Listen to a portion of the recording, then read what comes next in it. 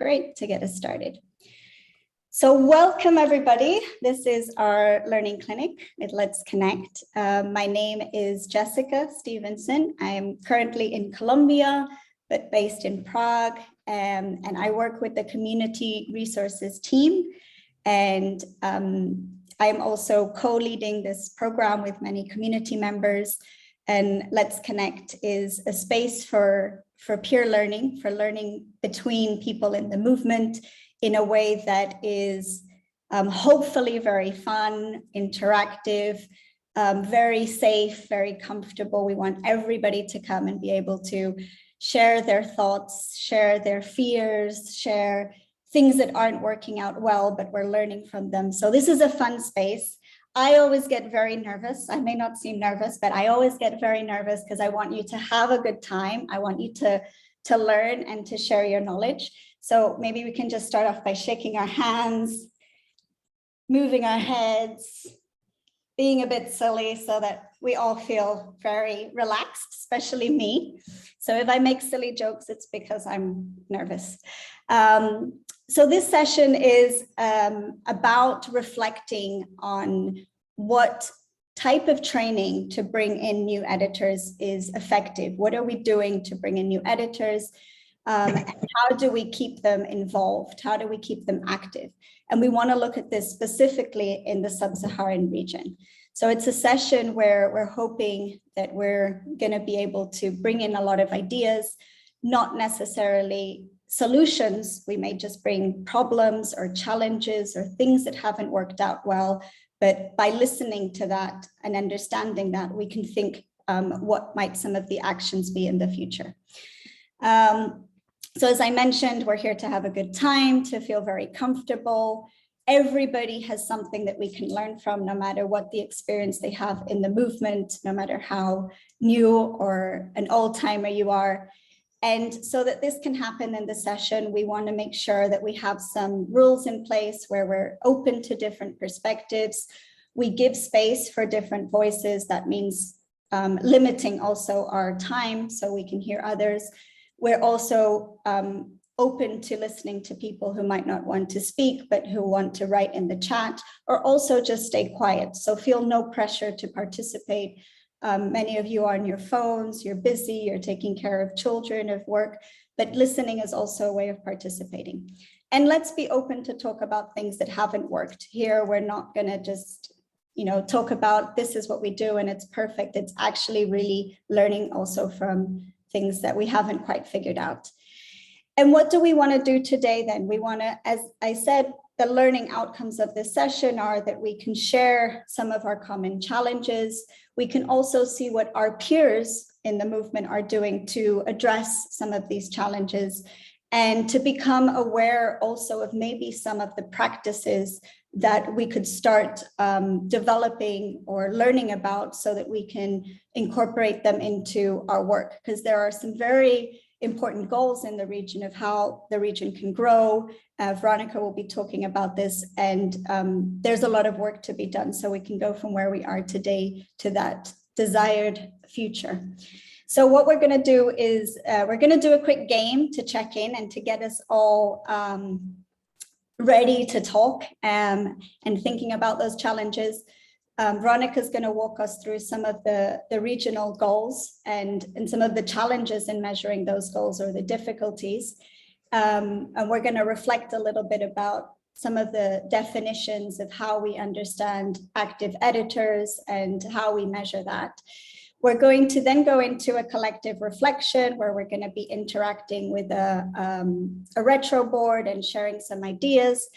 I just want to say here, we're going to be using quite a few tools during this session. If you're having difficulties because the links don't work or you're on your phone or for whatever reason, don't worry. You will be able to answer the questions in the chat or just watch what other people are saying and use maybe the tools afterwards. Don't worry if you can't use them today. Then we're going to have two wonderful sharers, Abubakar from Guinea and Toshi from Nigeria from the Igbo community, sharing some of their ideas around this topic. And then Asaf from the foundation is going to close with some reflections on what might be some of the good practices in training editors and retaining them. So let's get started with the game. Do you think, Veronica, is that a good idea? Okay. So what we're going to do, we're hoping this is going to work well, is that you are all going to go into this Kahoot link, and you will be, if the link asks you for a PIN number, then you can put in that PIN number that Dora's just kindly shared.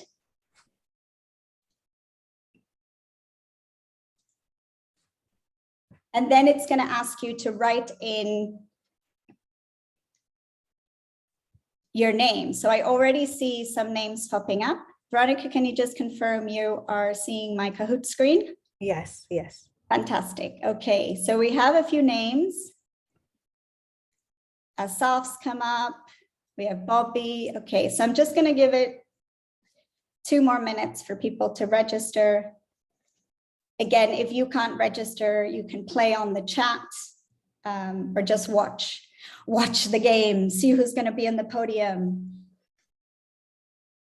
Romeo, okay, I'll just give it 1 more minute. I'll have some coffee whilst we do that.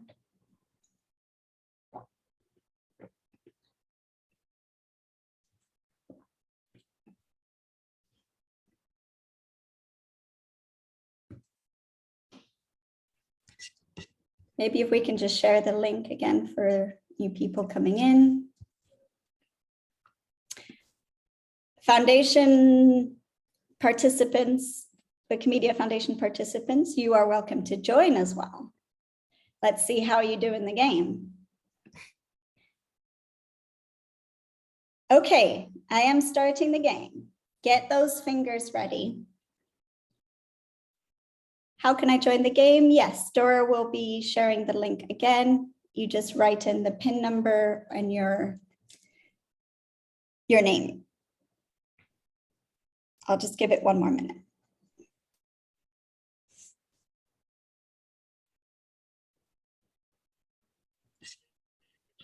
Hi, Shola.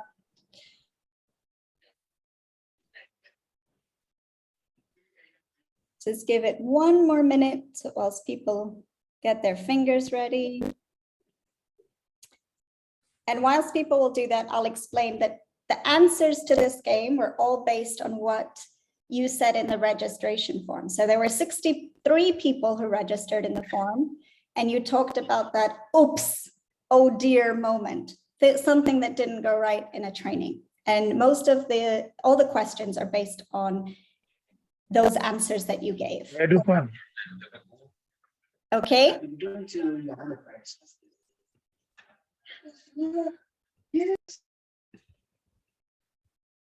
Okay, I'm starting the game now. Let's go. Those oh dear moments. 3, 2, 1. Things that people said when they registered for the clinic. Multiple selection. Which situations have happened to trainers during online training? Running out of data. Closing the meeting whilst hosting. Not being able to share their screen and having to explain editing verbally. Losing connectivity whilst hosting a meeting. There's a timer, I forgot to say. So you have to do this very quickly. We have 8 answers in, 10 answers in. Time is up. Ooh, okay, we had 9 people, I think, get the right answer. And let's see, we have Ninja is on the podium, first place. Next question. Is this true or false? In a training, new editors felt like they knew more than me, the trainer, and did not take my advice. Was this real? True or false?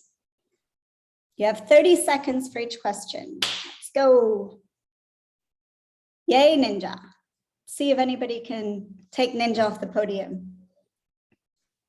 We are translating also on the chat for those who want to read?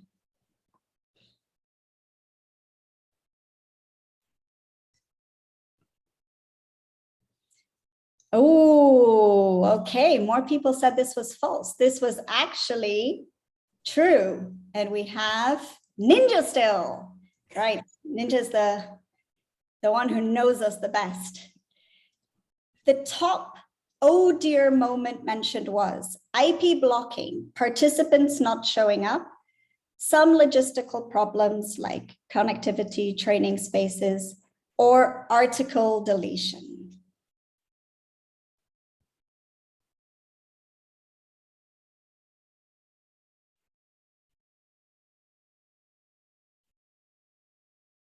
Four, three, two, one. And most of you got it right. It was IP blocking was the thing that was most mentioned. And the scoreboard, we have, oh, Anthony, number one. Okay, Ninja, this is the last chance. How many people felt this out of all of those that registered? Training people on things that I also needed on, and so I lost confidence. For how many people this was true? 8, 25, 2, or 46?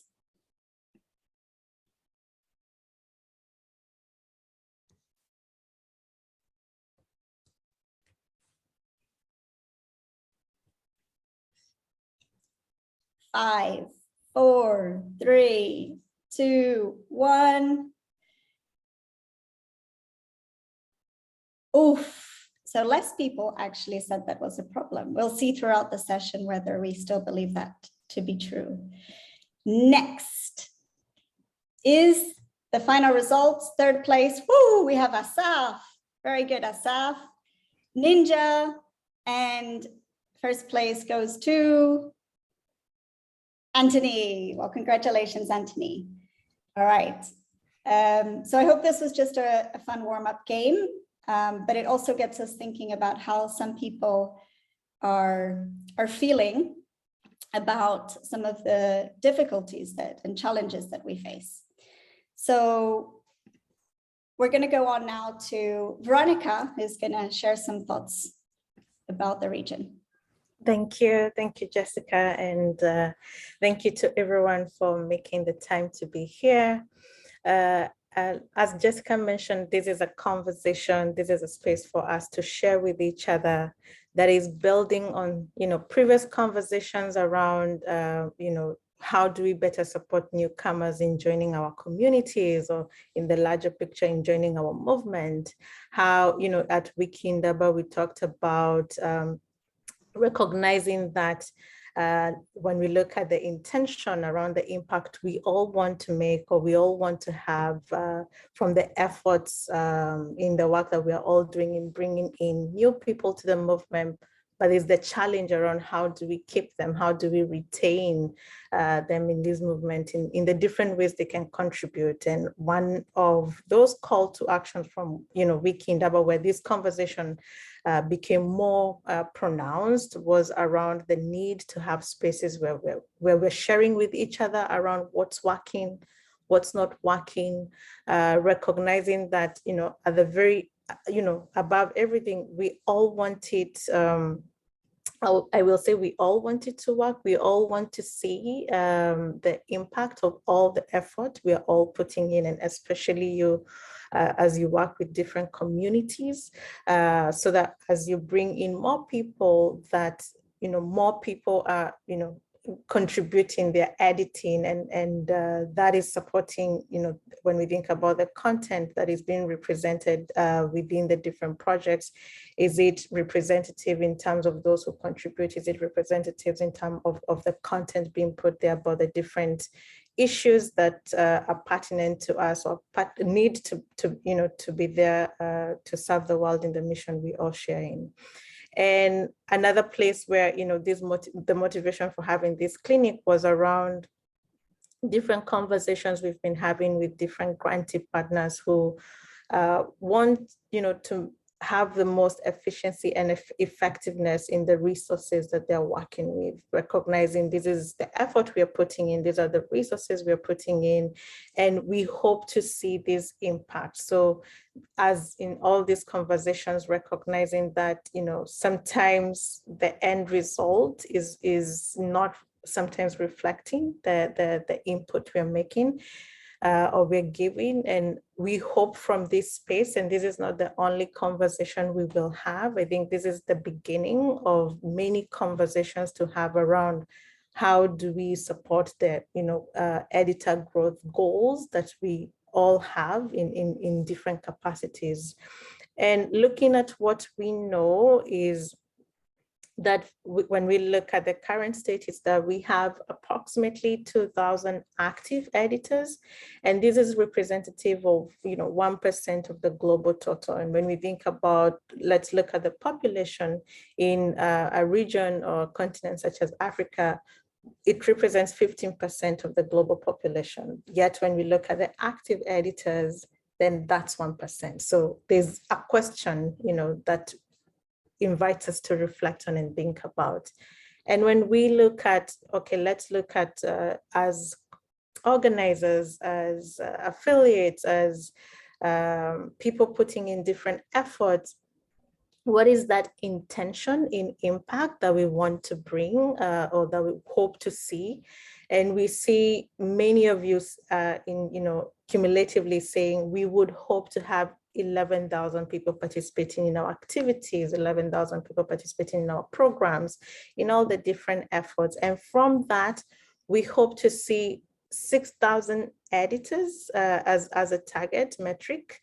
But we are also seeing that few of us are stating specific goals around retention. So how do we keep these editors that we bring in engaged as we continue with all the programming that we continue to do? So, and this brings us, you know, to I put it as a learning curiosity check around checking, are we, you know, sharing, you know, a similar definition around what is an editor of the 6,000 that we hope to have, you know, become editors from all the outreach efforts we're doing, the awareness campaigns we're doing, the initial trainings that we're doing. When we say we hope to have X editors, who are we, you know, what's the definition of this editor? And hopefully that becomes an initial step for us to reflect on, is this the editor? Does the description match the person that we hope to work with beyond that initial interaction? So we will, as I say, this is the beginning of many conversations, but to begin with, we hope to first understand when we talk about editor, is it the same editor we're talking about?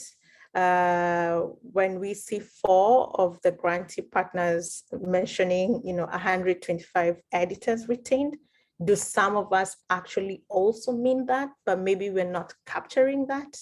So we will have a quick poll as we continue this conversation to take up a pulse check around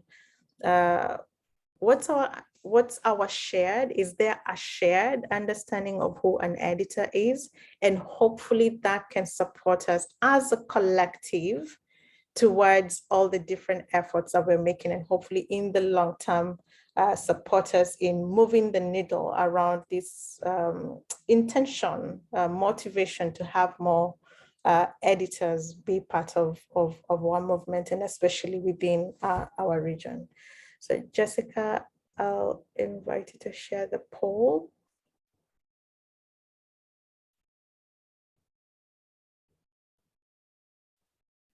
Yeah, I'm just going to stop recording for a second and see. I don't use any definition. Then there's the second question around, if you train 100 people, usually how many do you expect to, you know, become active editors after you finish your activity? And that question is, how do you measure if new editors you have trained are active after you finish your projects? And I can see people already voting in. When do you usually measure this? When do you usually measure if the people who come in, are active beyond your project? So those are the 4 questions. If we could take a minute to think about, is this the definition you use when you're thinking about, I want to bring 100 editors into my project? Is this the definition you use, or do you use another definition? I think that our hope here is to learn from each other around the different approaches, but also different definitions we are working with our work. Or don't you use any definition? And it's more of, I want people to come in and. So let's take 1 more minute.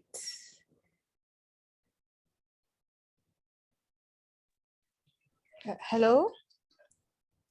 Yes, Maram. Hello, Veronica. Yes. Do you want us to write the answers in the chat, or there's a poll, link to the poll? I didn't catch Okay. anything. Let's see. There's a link to the poll. If you go to, I want to say the 3 dots at the bottom of your screen, you might see poll, and you could click on it. Because it's already launched. If I relaunch, we might lose the results. But if you're not able to, Maram, it's okay. Just put your responses on the chat.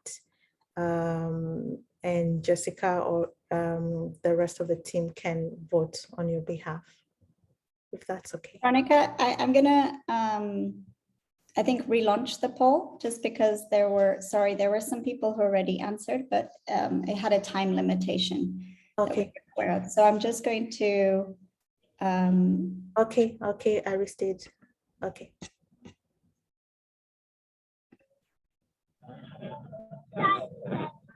Relaunch. Okay. Hello. Jessica, we can see your mailbox. Yes. Yeah. Nice. So it should come up again on your screens. And sorry for those who already answered. You could just answer again. Sorry about that. Kindly inviting you to revote, if to vote again in case you had already voted.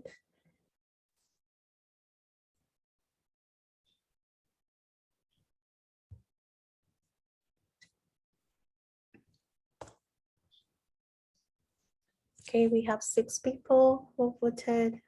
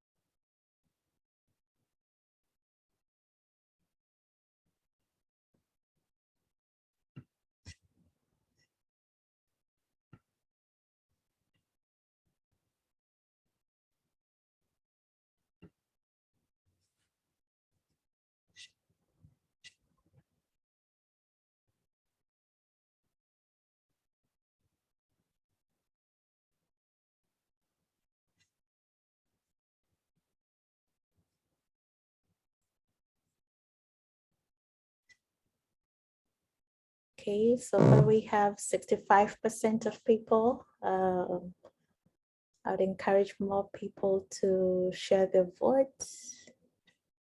Yes, and thank you for those who are using the chat. Feel free to use the chat as well to put in your vote in case you can't find the vote, the poll, sorry.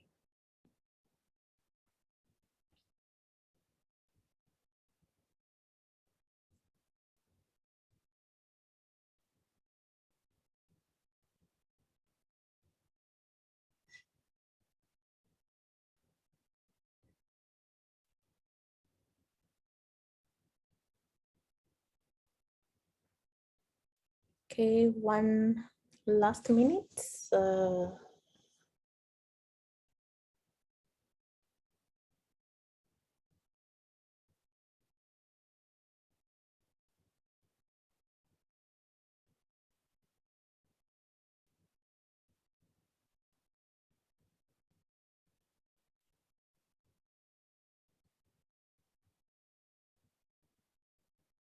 Should we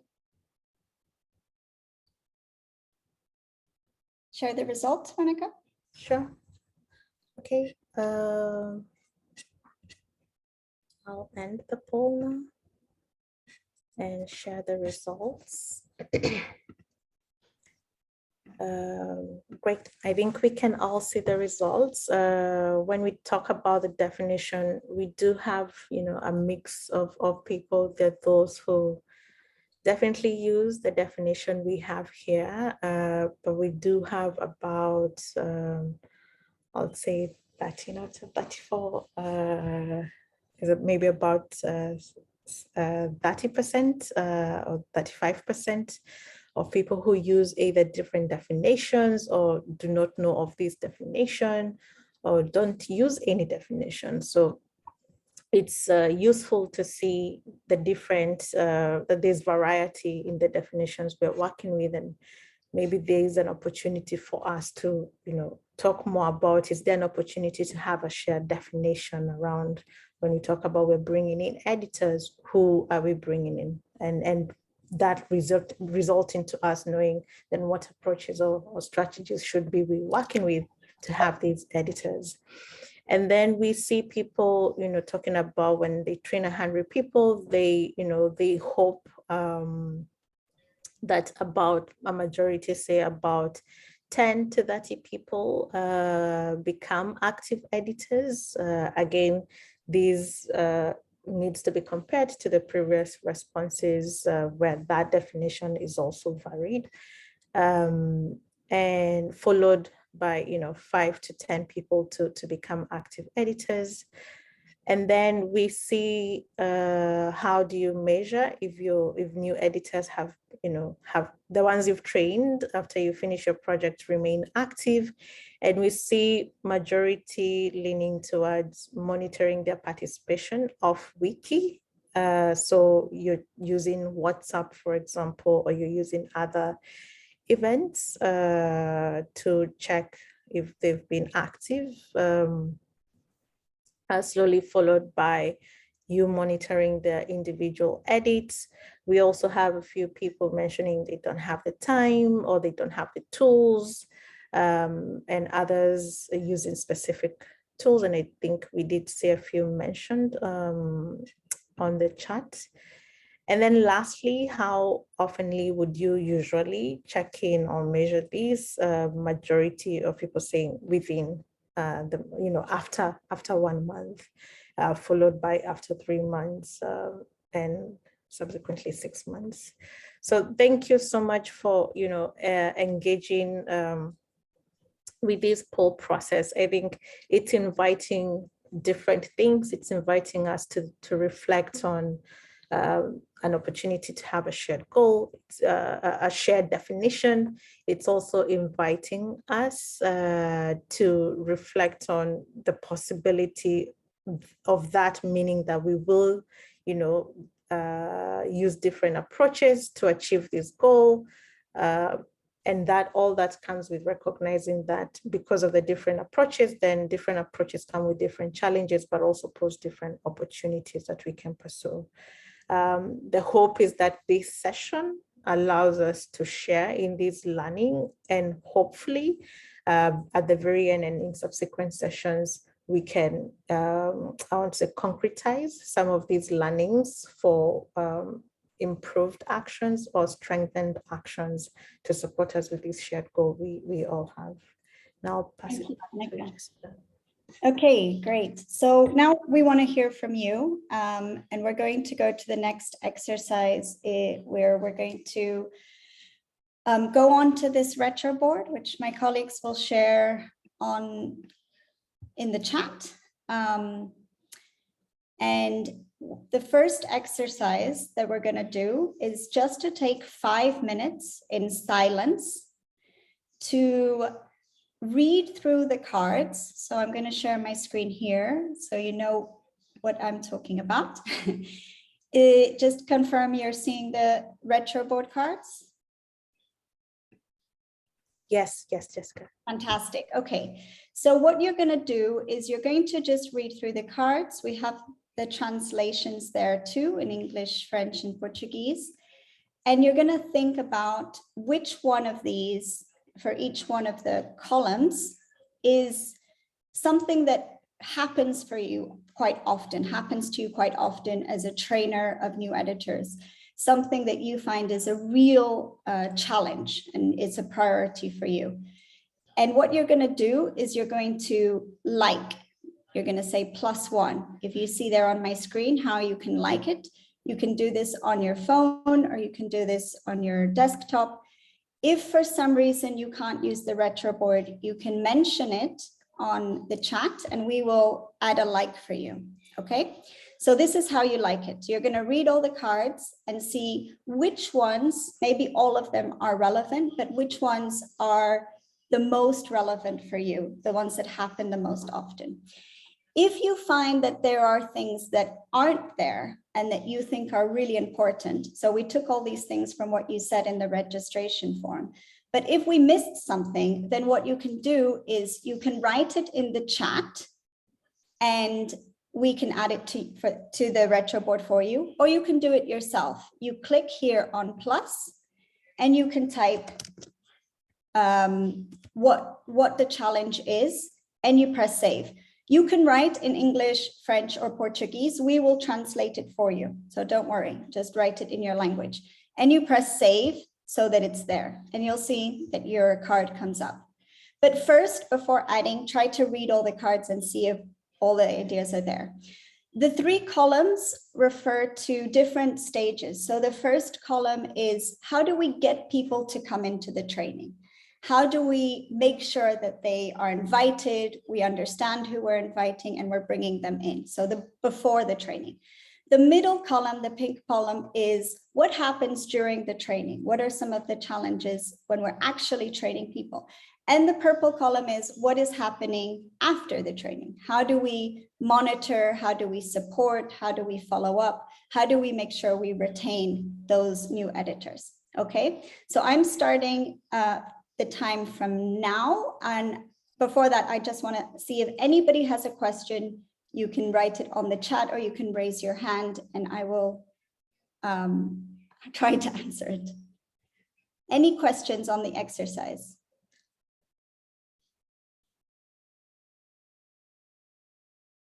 How can I select an option? Thanks, Suzanne. So what you're going to do is you're just going to press like. So here, for example, we have this test option, which I put like, and that's it. You just have to click on like. And if you want to add a card, you click on the plus here. You can write something and save it. But please try to read them before adding new cards. 5 minutes starting now. And if you have problems accessing the board, just write your messages on the chat and we'll put them into the card for you. You can't see my screen. Can everybody else see my screen? Yeah, I can see your screen. All right, Rashina, maybe if you leave and come back in, you might be able to see the screen.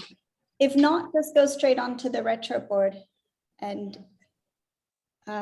you can start doing the exercise.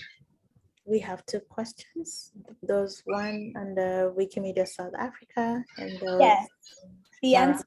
Maran. Yes, the answers are anonymous. Thank you for that question. Okay, can I start?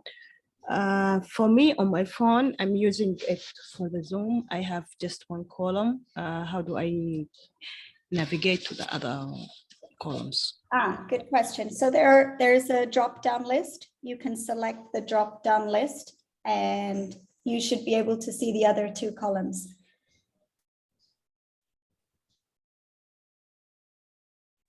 I'll try to share it on my screen. Just give me a second.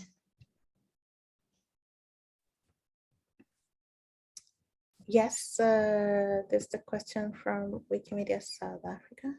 I'm sorry, I joined with our chapter's Zoom. So Oh, yes, Bobby. it's Bobby here.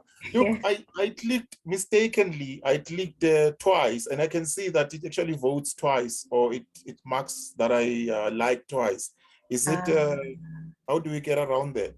Or should not have maybe have highlighted that? Bobby, it's okay. It's more to see the tendency. So if you voted twice as a mistake, it's okay. Excellent. Thank you.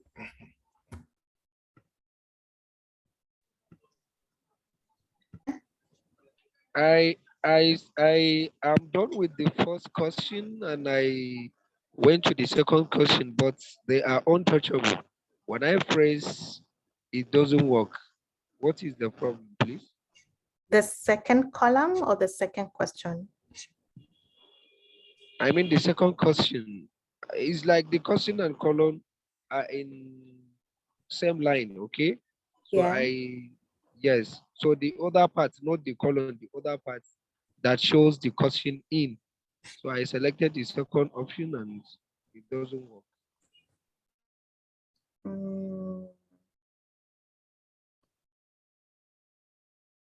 Is it the question on lack of clear information about the movement or volunteering, which leads to mismatched expectation? Is that the one?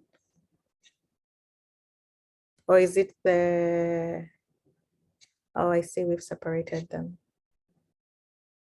Or not understanding the right audience. Is it that one? Is it that one? No, I think there's, do we have a No limitation worries. of I just times? split them. They're back. Okay, okay. Okay. Can you confirm that it's back?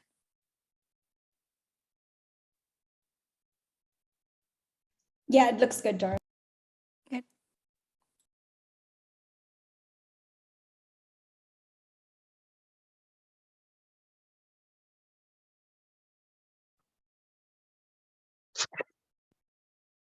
Sorry, can you send the link again because I switched to the laptop? That's okay, Ola. Let me send you. Thank you, Beverly. So for those on your phone, sorry, I'm recording on this one too, but you'll be able to see here, there's a drop-down list. And you can change the column there in this drop-down list. Sorry, I don't think you can really see. I'll try to screenshot it and share it here.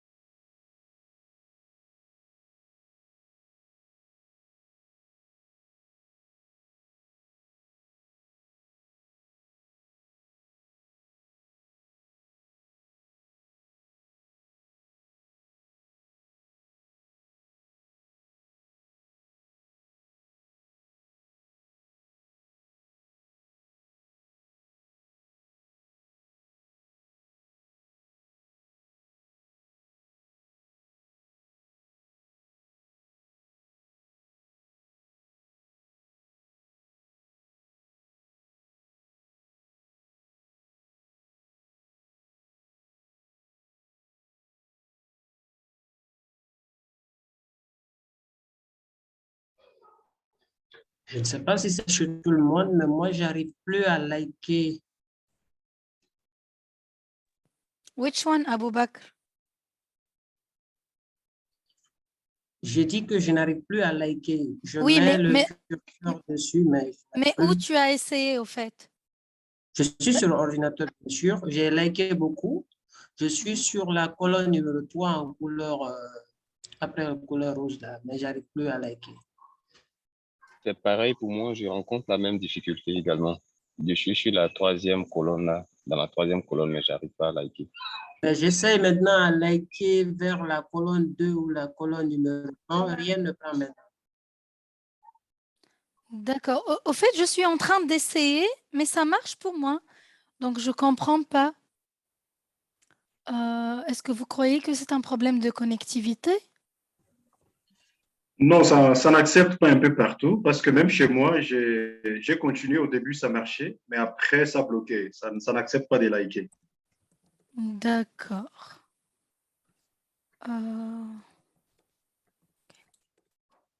Ok, moi j'ai Il y a sauf, testé quelque il y a chose. sauf la, J'ai essayé sauf la fenêtre. j'ai essayé de déliker quelque chose. J'ai essayé de liker après. C'est comme si le nombre de likes est limité, quoi. J'ai essayé de déliker ce que j'avais liké et j'ai liké un autre sapé. Ah, je comprends maintenant. Par participant. D'accord. D'accord. Ok. Je crois que je vais communiquer cela à tout le monde. Ça signifie tout simplement si vous avez déjà eu à liker, donc à cocher une réponse sur une question, vous ne pouvez pas cocher une autre réponse. Donc, peut-être vous avez coché par mégarde, donc il faut d'abord décocher l'autre réponse que vous avez cochée pour maintenant cocher la réponse dont vous voulez que ça puisse rester. C'est un peu ça. D'accord. Alors, qu'est-ce qu'on peut faire?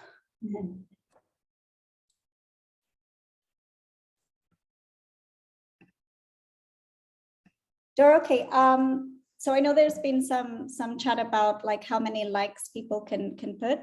It's okay because the idea is just to get a main tendency of which ones are the most significant, and I think we have a good idea about that based on the answers. So we're going to stop. It's been 5 minutes, and we've seen some of the ones that are most significant. And as you will see on the Retroboard, the ones that were most voted, we're putting in color blue, okay? So the next exercise we're gonna do, and I'll share my screen here, is now we're gonna think about why we think this happens, right? So we've said which ones are most important to us, and now we're going to comment on the ones to say why we think this problem is happening. Why is this a challenge? Before we think about what we do to address that challenge, we're going to first think about why this problem exists. Okay, so how do we add our comments? What we're going to do is we're going to just use the blue boxes, and we're going to check this comment icon, and we can write our comment here and just check this box so the comment is sent. Okay, so just to repeat that, we're going to write comments on why we think this problem exists, and we're going to give you another 5 minutes to do that. Any questions about the exercise?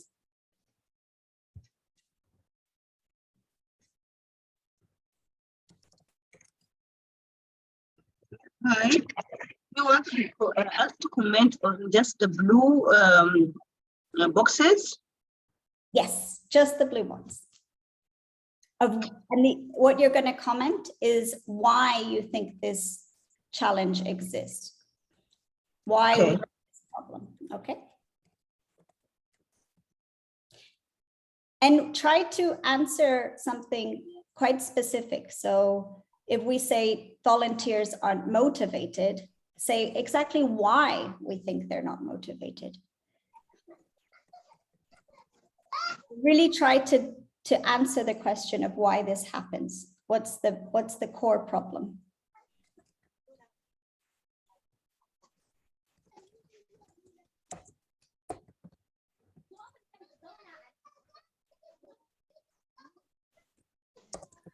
Jessica, I see a hand from Musa Omar.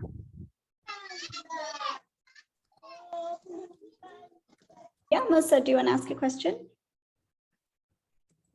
Yes, Jessica, please, can you please share the link for the board first? And secondly, I didn't quite get what you said. I just joined where you're mentioning about some comments. I didn't get the actual complete sentence of what you just about the comments. Sure, I'll explain it again. Dora's just shared the link.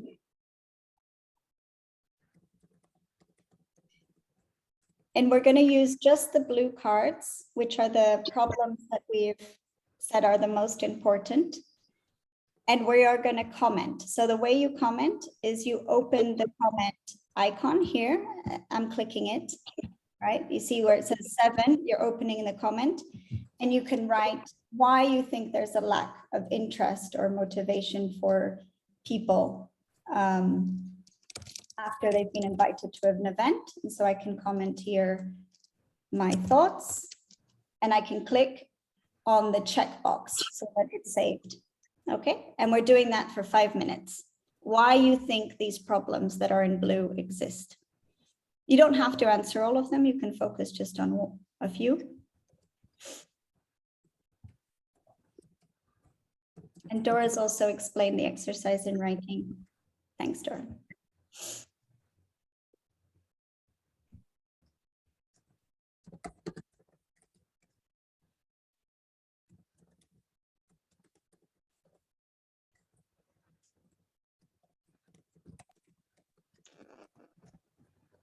Hi. Hello. Yes. Can I write more than one? More than one comment? Yeah. If you close it and open another one, you can. Okay, but we cannot write 2 comments in a single question, right?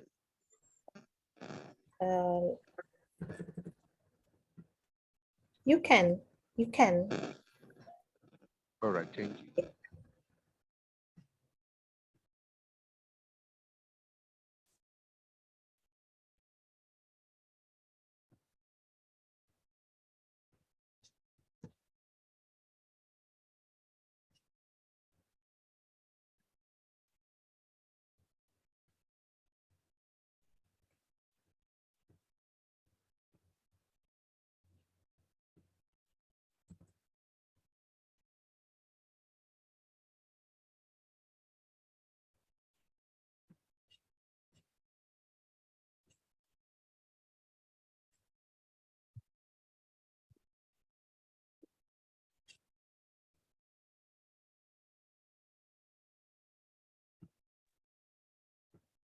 Musa Umar, I still see your hand. Is this, do you have another question, or that's the former hand?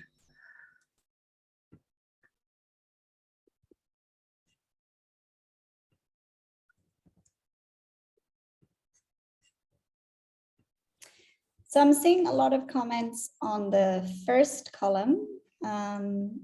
Let's focus also on what happens during the training and after the training.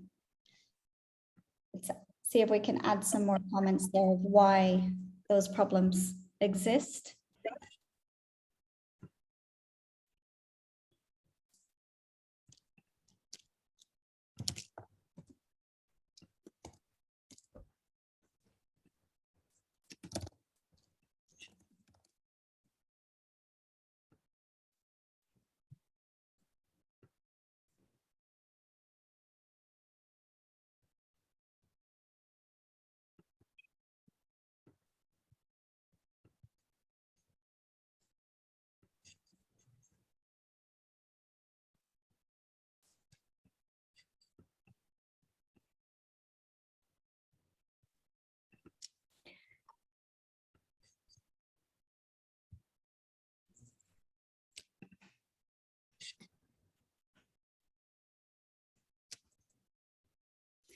So we'll just give it 1 more minute.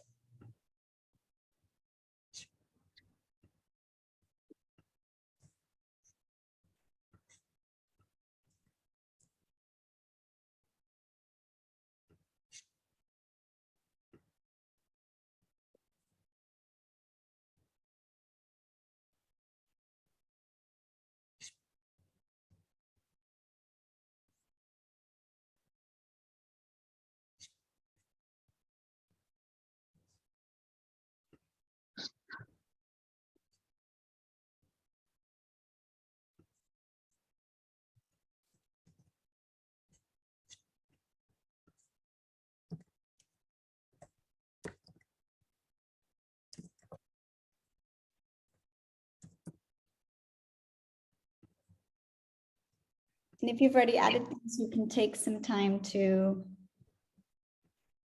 read what other people have written, think about their thoughts.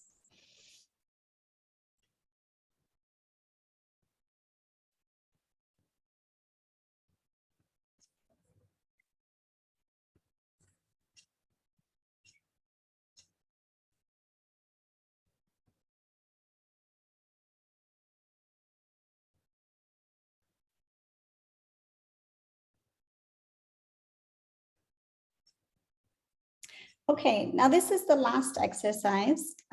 We want to now think about what actions do you take?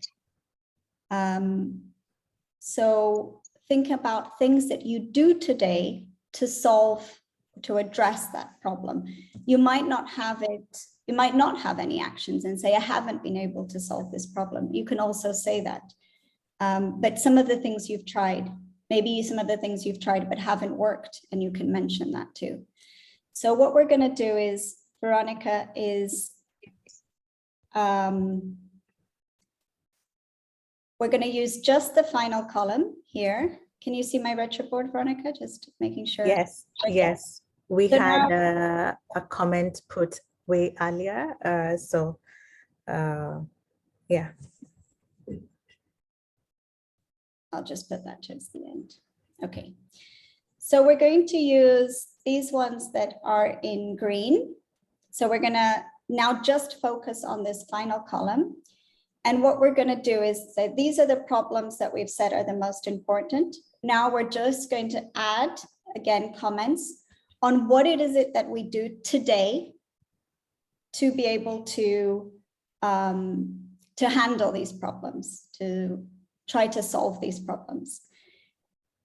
And we're going to take 5 minutes to do that and come back to discuss together. So we're just using this last comment that's in green.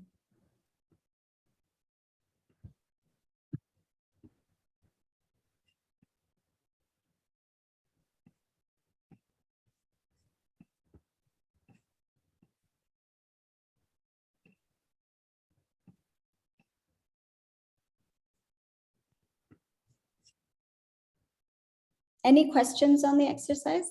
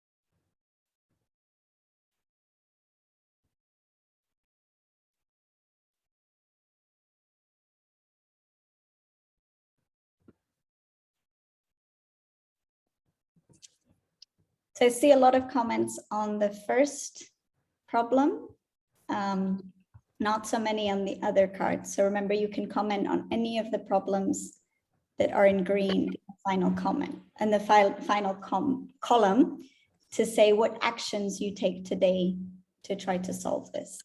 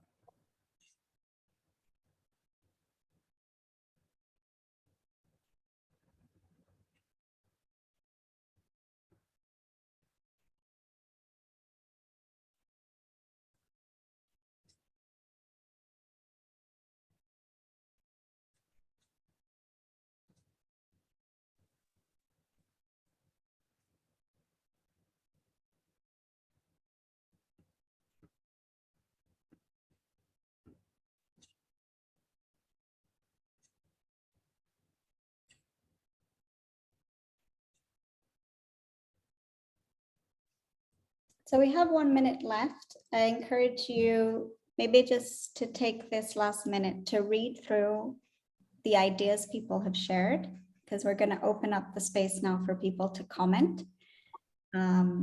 So just take some time to read people's action ideas or actions they take today.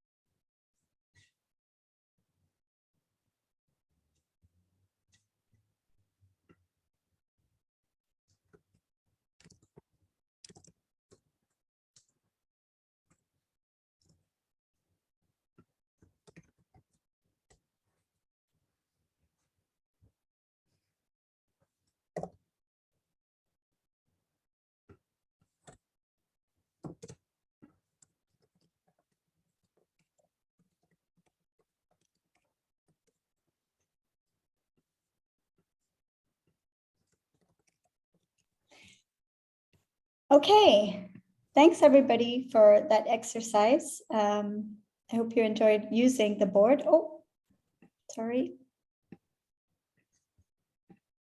Are you seeing my screen now, the blue slide? Okay, great. Yeah.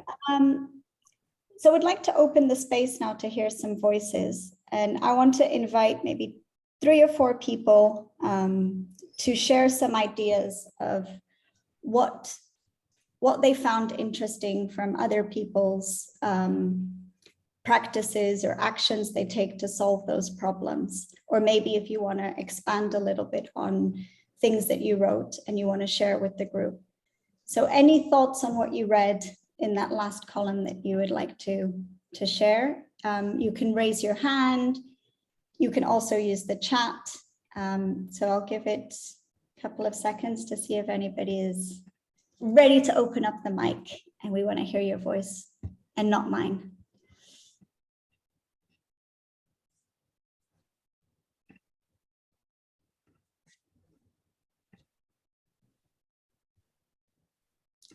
Wonderful. Jeffrey, go ahead. Yeah, thank you. So on lack of interest, motivation, or attendance after invitation, what I shared there was connecting to existing networks. So if I'm doing an activity, for example, around Wikigap, which is like closing the gender gap on Wikipedia, partnering with an organization that is already working around women issues is easier, because then they can easily connect with the cause of the training, and that really helps, because then they come and already have like an extra motivation that brings them to the event. Yeah, but also communicating clearly what the purpose of the event is, and using like visual forms of communication. So instead of just sending out an email and say, please join this event, just creating like a poster or a flyer which is having like visuals, sometimes captures people's attention, and they're motivated to come to the event. Yeah, thank you.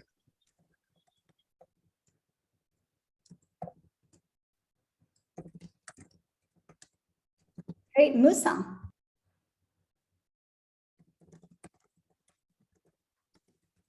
Okay, yes, I have seen someone wrote that giving them exercise after the event. I think this is a very helpful tip because before we don't, in our community, we don't used to give people exercise after an event. But recently we found out that some of the things there were the reasons of lacking motivation and continuity in the newbies, new editors retention, where some of them used to like don't have an idea on what to do. Some of them used to be stranded in the situation whereby they don't know what to do further. So the idea of giving them an exercise will keep them like busy doing something. So we also imbibe the idea of giving each and every participant an exercise whenever he or she attended an event. So also we have this problem of most of our participants used to make a very excuse of having transportation as one of their problems and also data access to one of their problems. So what we decided to be doing and what we start doing and what we start to continue doing is whenever a participant indicated that he's coming to an event, we'll make sure that he's well known that he will cover his transportation to and fro. This is we made this an arrangement that even if it passed the initial our budget cost of transportation, we'll make sure everyone that wanted to attend an event is covered with transportation because they used to make a lot of excuses with transportation and also data. I will also make this provision of having data access to any participant that attended our event. Thank you. Thanks, Musa. I think Bobby is next. Sure. Thank you so much.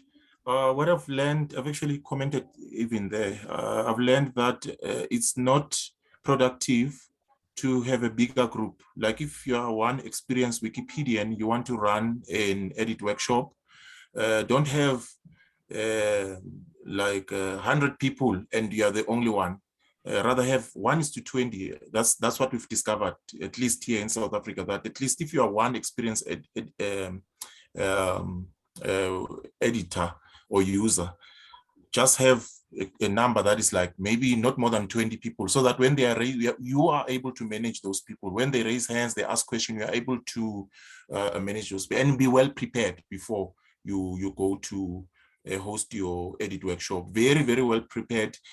We normally divide our edit workshops into two. The first part is the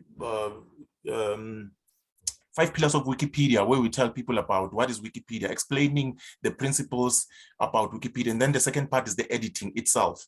So basically, those are the two things that I felt that it's important to share. Thanks, over to you. Fantastic, thank you. Mara? Sorry if I didn't pronounce that correct. It's okay, it's Mara. For me, or for us in Sudan community, we noticed that the attendance gathering editathons are more productive than following people. We are having some WhatsApp groups and Telegram groups. But we noticed that the attending gathering are more productive under specific themes.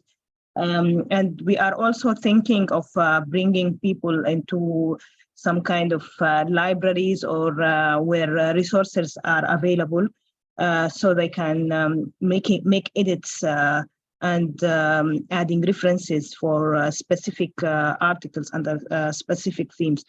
But we did not do that yet, but we are thinking of doing it. We are thinking that it would be more productive than gathering just in places that we can provide just internet or just like motivating them. Maybe it would be more productive. Just like that. I'd like to add this comment. Thank you, Mara. Thank you so much. Rashina. Okay, good evening. From our own community, I observed that when you call the training, many people want to come to really know exactly what you're talking about. That's, training people on how to use Wikipedia. But what I observed was after the training, the aspect of retention, making them to contribute. This, they don't know how to volunteer. So they don't really believe in volunteering. So for them, they're asking, what is in it for me? What is it about? They've learned how to edit, they know how to edit, yes, but what do I gain? What do I stand to gain? What is coming in? You try to explain to them what volunteering is. They're trying to make them stay, to keep editing and seeing how important it is. But they don't really see that value because there's no incentive. That's number one. Then another thing that frustrates them is the IP blocking. Some are looking at the incentive, some are not looking at it. Some look at it like it's helping them to now to research content and write. So some see value. Those that see value have issues. We have a lot of issues with IP blocking, and it's becoming very, very embarrassing. As a trainer and a leader in my community, I was blocked on Wikidata. I've been on it for like almost 6 months now. And the check user refused to comment, refused to say anything. But I have to keep going. I have to keep training no matter what. I can't tell the new editors this is what I'm experiencing, even despite the fact that I'm an experienced editor.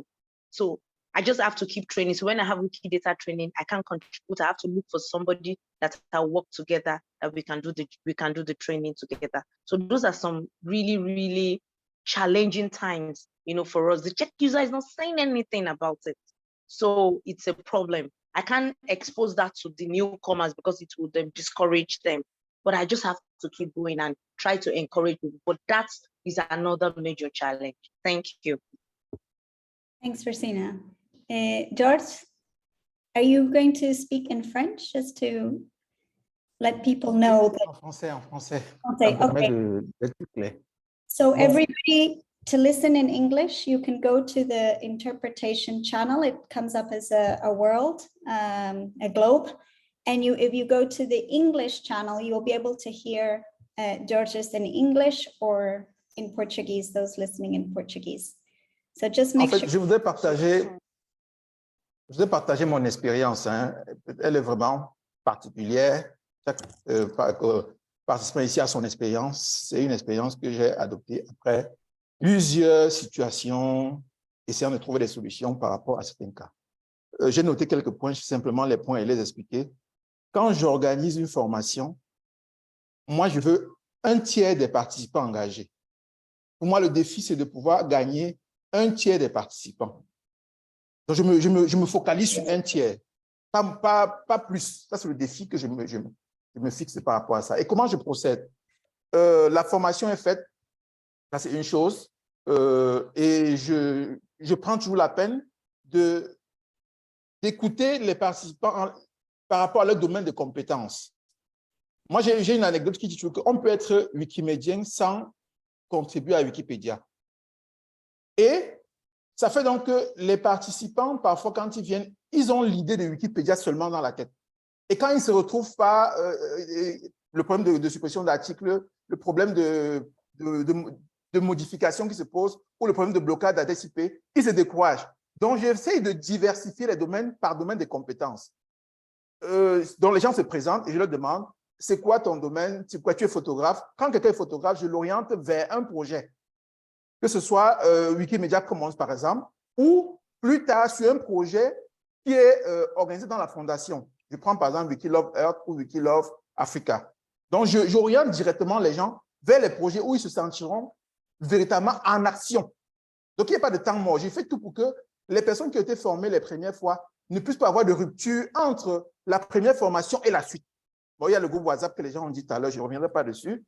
La question de transport, ça a été résolu parce qu'on en a parlé avec l'équipe de Grande et c'est couvert pour l'instant. Donc, il n'y a pas de souci à ce niveau. Je me fixe aussi en termes de programmation. Les formations, c'est sur la durée.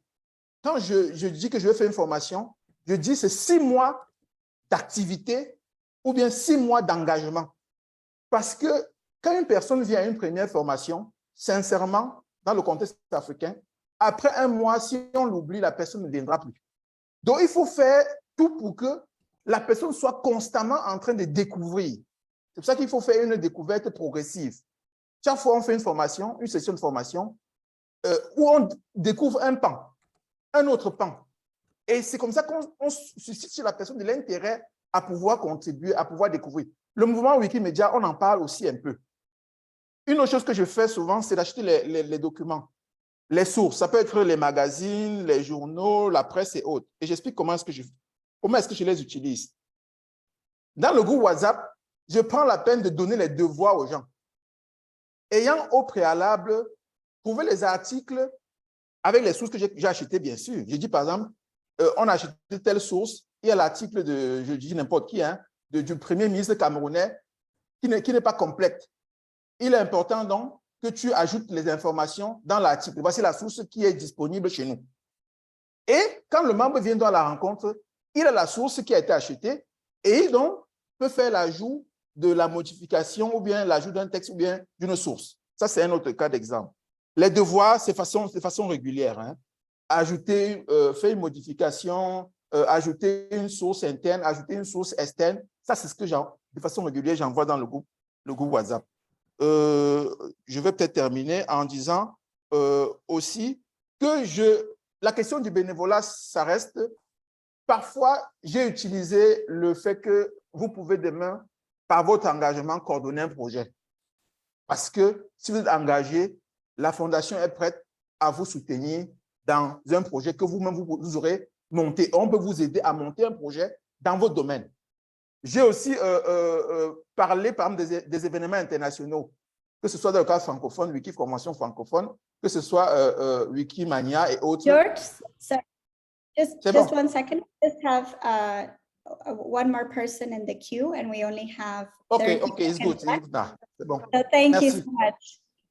Thanks so much for sharing. And I hate cutting people off. I'm so sorry, but just so we can end with Eben and Constance, if you can hold your comment so we can include that in a second section where we'll have Q&A and more discussion. So we'll end here with Eben and go on to listen to our sharers. Eben. Thank you so much, Jessica. Yeah, so I'm just excited. I'll try to be as brief as I can. I'm just excited with how people are.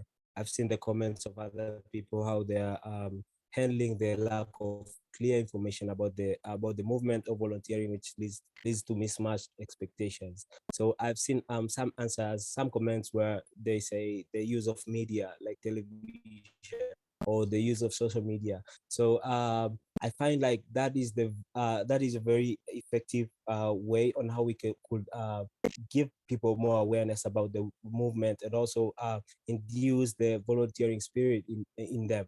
So for example, we recently had a session with the national television here in Tanzania, and also we printed something out about the Wikimedia movement and what we are doing in the magazine, here in Tanzania, and that was a really good move because we found out that more people were able to reach out to us and to inquire to know more about the Wikimedia movement and how they could join the movement.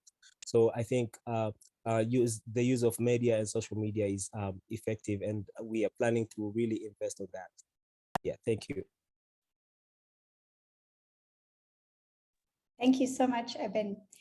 Okay, so now we have 2 people who want to share some of their experiences. And so I'm going to hand it over to Abubakar, if you'd like to go first. So in 10 minutes, Abubakar is going to talk a little bit about what they're doing, and we're going to then listen to Toshi and then open the space again for more comments and reflections.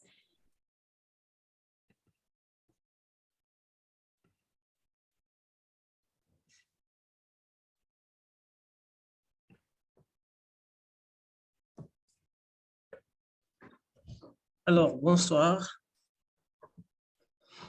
Est-ce que vous me recevez très bien? Je vais juste m'assurer. Oui. Yes, and just to tell people that Abubakar will be speaking in French, so we all go to the English channel to be able to listen to him or stay in French if you're French or Portuguese. Over to you, Abubakar.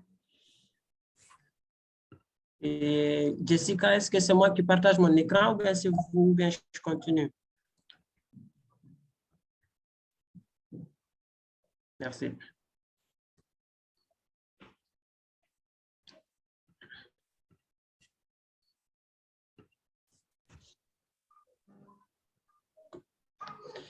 Donc, merci Jessica pour le partage et merci à tous pour l'opportunité de nous exprimer.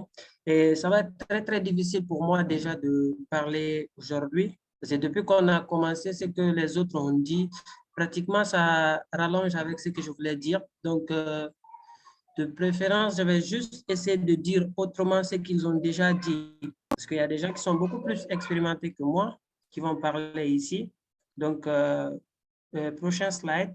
Moi, c'est Keïssa Aboubakar. Je contribue sur Wikipédia depuis 2018 maintenant. Je suis le fondateur du groupe d'utilisateurs guinéens et je suis connu sous le nom de Aboubakar Hora sur le projet. Et prochain slide. Moi, je vais beaucoup plus me concentrer sur aussi comment faire venir les gens à la formation. Nous avons adapté une stratégie très simple qui consiste, je crois le slide ne bouge pas, est-ce qu'il peut faire passer? Merci. Donc, nous avons adopté la stratégie de faire en sorte d'envoyer directement le courrier aux écoles, aux institutions que nous voulons travailler avec. Parce que vous n'êtes pas sans savoir que tout ce qui est électronique et tout ce qui s'ensuit, le courrier électronique en ligne, ça marche, mais à des niveaux très limités. Donc, on préfère aller directement voir les institutions pour un début. Et on a jugé nécessaire pour un début de laisser les gens choisir le nombre de participants. Donc, on pouvait recevoir jusqu'à 70 participants par formation. Et ça faisait beaucoup et d'autres ne comprenaient rien. Donc, on a changé d'option. On a dit maintenant, la formation, quand c'est difficile, on prend 30 participants. Parce qu'il y a des universités, il y a beaucoup de personnes qui veulent assister et ils disent, il y a beaucoup de départements, si vous prenez 15 personnes, comment nous allons faire?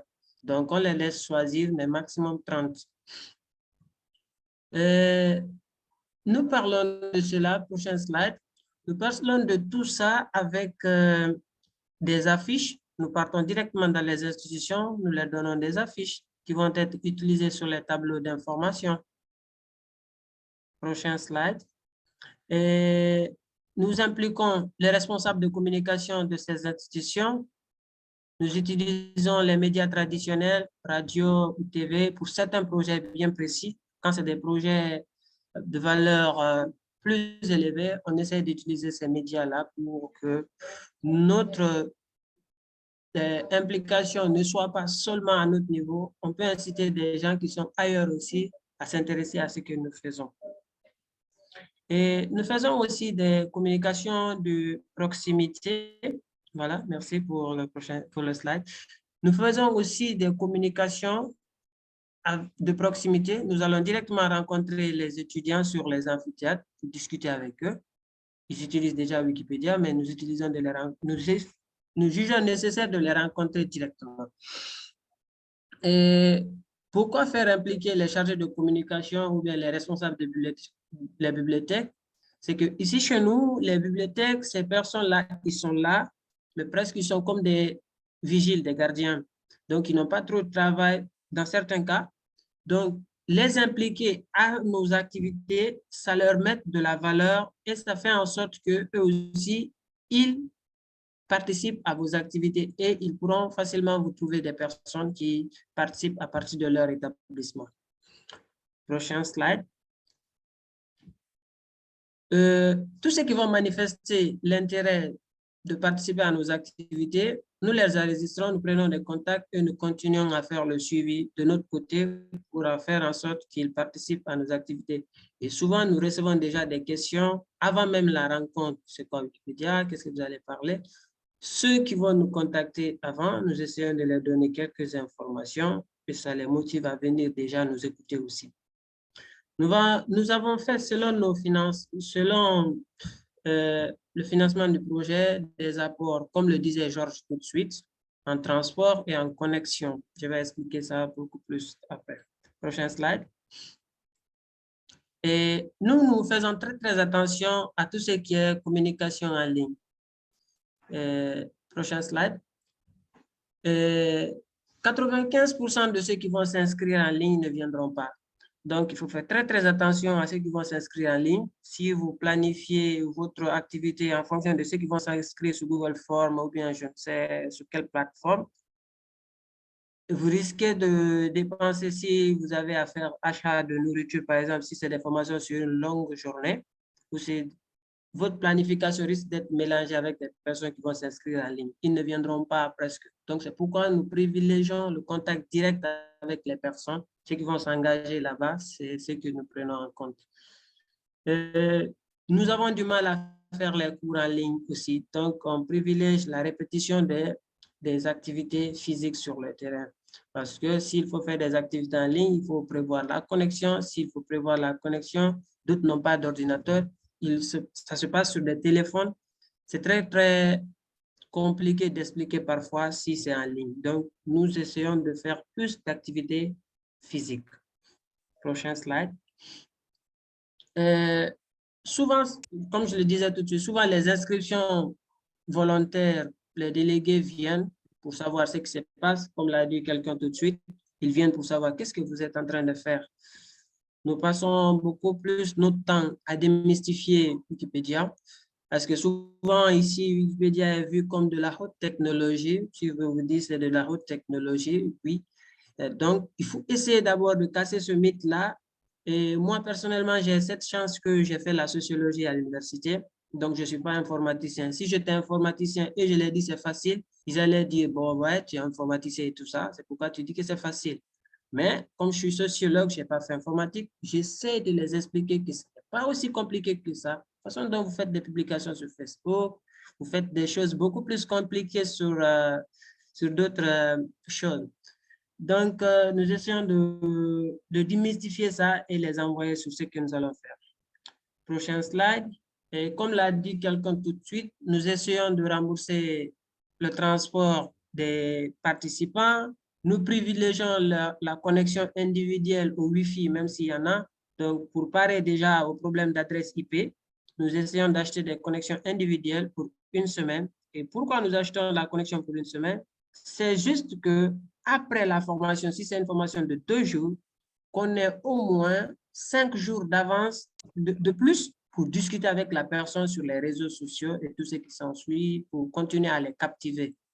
D'autres, ils restent suite à ça et des groupes que nous allons faire. Donc, on n'a pas beaucoup plus de temps, on va passer directement à au slide qui est au numéro 3. Et particulièrement, nous avons des groupes. Prochain slide, s'il vous plaît. Tu peux continuer. Prochain slide. Encore, continue. Prochain.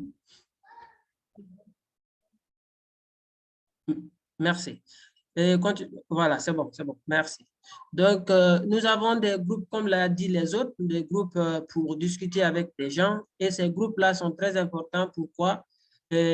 Ça nous aide à continuer à discuter avec ceux qui sont inscrits ou qui ont participé à nos formations pour la première fois. Si on n'a pas eu beaucoup de temps, on aura le temps de discuter avec eux après. Et surtout, nous essayons de partager le succès des uns et des autres. S'il y a un groupe au nord du pays qui a eu à faire une activité ou une sortie photo, nous publions dans tous les groupes. Ça va inciter ceux du sud à s'inspirer, à faire la même chose. Et surtout, moi personnellement, je me dévoue pour les écouter avec toutes les possibilités. dans Wikipédia aujourd'hui à 100%. J'essaie de les écouter. À chaque fois qu'ils m'écrivent sur les réseaux sociaux, tout le temps que j'ai, j'essaie de les répondre, j'essaie de les donner les conseils nécessaires. Ils m'envoient des messages, on s'est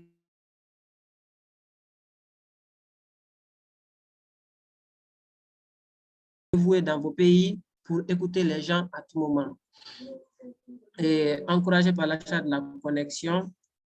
Et pour finir, ce que j'aurais voulu savoir, prochain slide, le dernier slide. Ce que j'aurais voulu savoir quand j'avais commencé à faire des formations, j'aurais voulu qu'on me dise que ça ne serait pas facile. Parce qu'au début, j'avais pensé que c'est facile, mais qu'on me dise que former des gens, ce n'est pas aussi aisé que ça. Deuxièmement, j'aurais voulu avoir des cliniques comme Let's Connect comme ça, pour discuter, partager des expériences, écouter des expériences des autres pour pouvoir faire la même chose meilleure que quand je le faisais en 2018. Et comme j'aime à le faire, télécharger des choses et partager avec les participants dès leur première venue avec moi. Donc, j'essaie de partager tout ça, télécharger même des vidéos pour venir les donner, pour ne pas qu'eux-mêmes, ils ont à télécharger ces vidéos-là s'ils n'ont pas beaucoup de connexion. Parce que la connexion, c'est du luxe chez nous jusqu'à présent. Ça coûte très cher. Donc, tout le monde ne peut pas se permettre d'acheter la connexion avec son propre argent et de s'engager sur un projet comme ça. Donc, je vais me limiter là et je reste tout à votre disposition pour des questions. Éventuellement, après cette formation, nous pourrons discuter d'autres choses et d'autres expériences que nous faisons. Je vous remercie.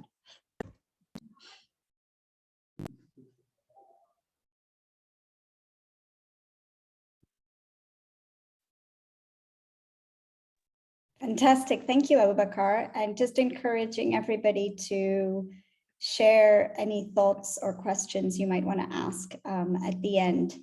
And now I'll hand it over to Toshi.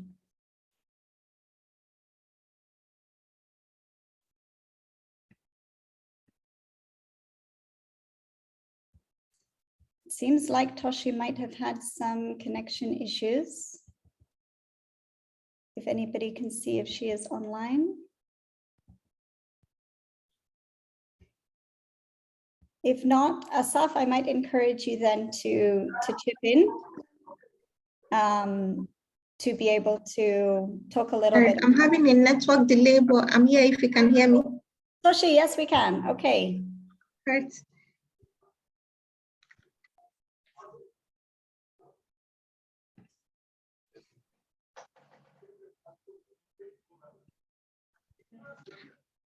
Okay. Hello, everyone. Hi, everyone. Good evening. My name is Tochi. I'm speaking from Nigeria. I'm always glad to talk to fellow Wikimedians while I'm waiting for this to come up. All right, so I titled my own slide from single editathon to being a Wikimedian, how I get participants to stay. Kindly confirm if you can hear me, please. Yes, Tochi, we can hear you. And can you see my screen? All right, okay. So, yes, great. I can see your screen.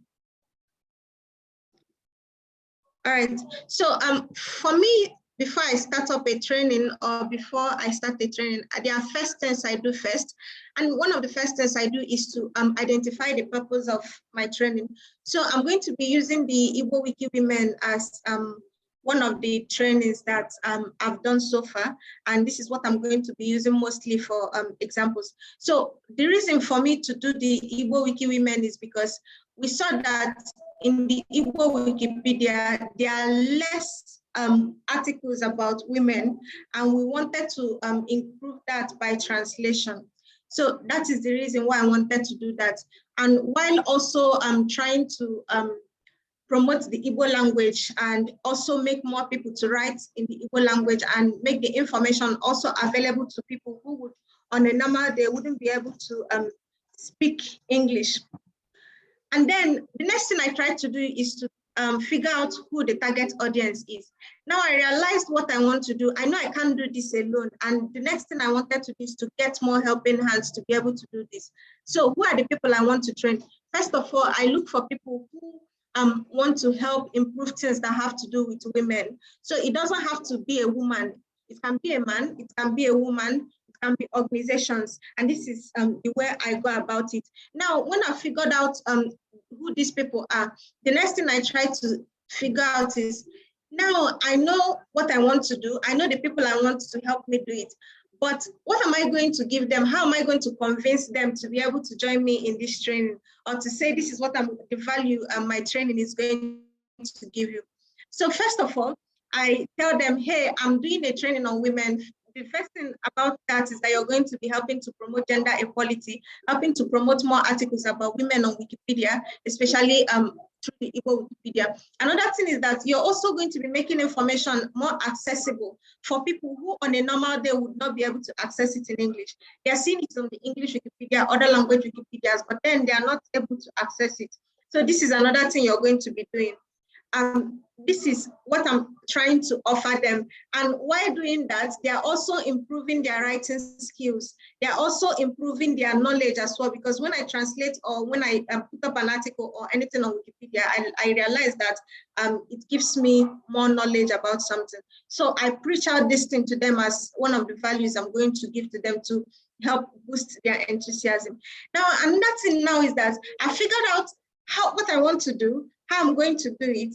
And I need to figure out how will I be able to reach these people that I've identified as my target audience. So first of all, I can maybe decide to go through an organization that has, for example, the organization we worked with last 2 years, the PEA initiative. They deal with birth control, things that have to do with women, and other things about feminist and feminism. So now this organization has a community. I can approach them to work with their members, or I can decide to go to a school. These are the various people, like the target audience, various target audience we work with. I can decide to go to a school, a particular department in a school. It can be a language department. Most times we work with language departments, but then we also get to see others who work together with us. And I can also decide that we want to do a social media post to invite just random people who are enthusiastic about all of these things I've talked about. So these are the different channels we reach out to these people. And then the activities, what would they be doing when they come? I try to put up an agenda. Of what is going to happen on so and so date, what's going to happen on so and so time. And this is to keep them engaged when they come, so that it's not when they come for the event, or maybe when they come for the training, we'll not just have anything to offer them or anything for them to do. Now, give them to make them come, to make people come. We give them various supports, depending on the kind of audience we have. Sometimes it can be data support. Sometimes if they are students, we get to give them their local transportation, which could just be a little amount of money. Okay, the next slide, please. Hello? Okay, now on a typical training day, what do we do? First of all, we want to get to know everybody. So we do a meet and greet. I introduce myself, get other people in the training to introduce themselves. After we've done this introduction, it gets the enthusiasm up and people get to know who is sitting around them, and so many other things. Now, after we've done this, the next thing we talk to them about is Wikimedia and You. The slide, we titled it Wikimedia and You. We want to tell them what Wikimedia is all about, because most times they don't even know what Wikipedia is all about. Sometimes they know about Wikipedia. So we still need to create that awareness before we get into any other thing we're talking about. So we talk to them about Wikimedia, the various projects in the Wikimedia movement, and we talk to them about the state of the African language Wikipedias.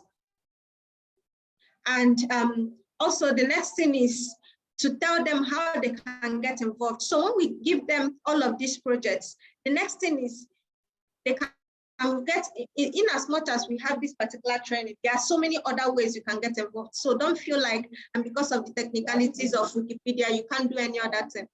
Then the next thing we get to introduce them to is Wikipedia. And this is because this training has to do with Igbo Wiki women. So we start with ABC of Wikipedia editing. We make it as easy as possible, starting from how they sign up to how they get to translate and how to publish articles.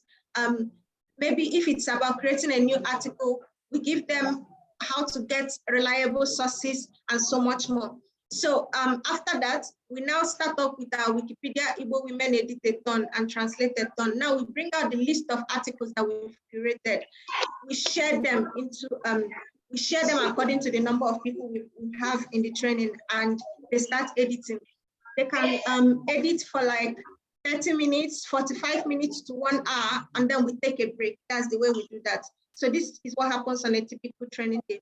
The next slide, please. Now, after the break, we decide that we are going to continue our translated-thon.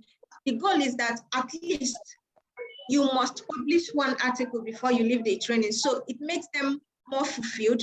We also encounter a lot of challenges, but then I'll get to that soon. After the finished editing, a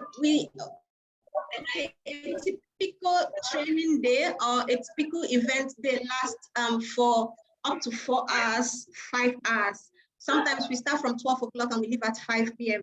Then after we've done the session 2, where we get everyone to publish at least an article, we have our photo moments.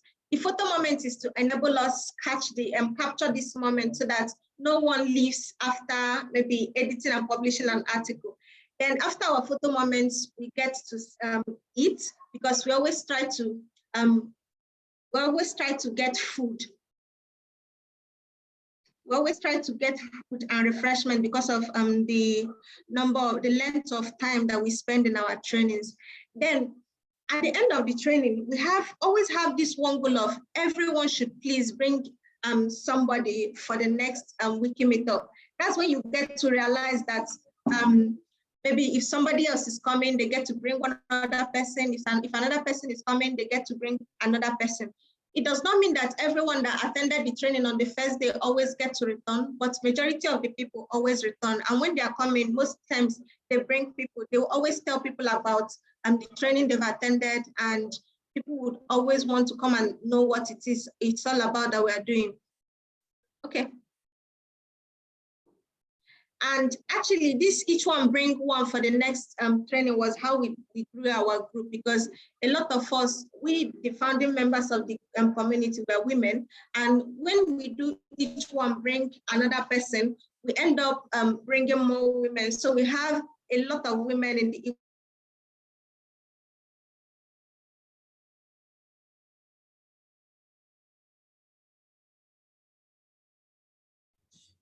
Touchy.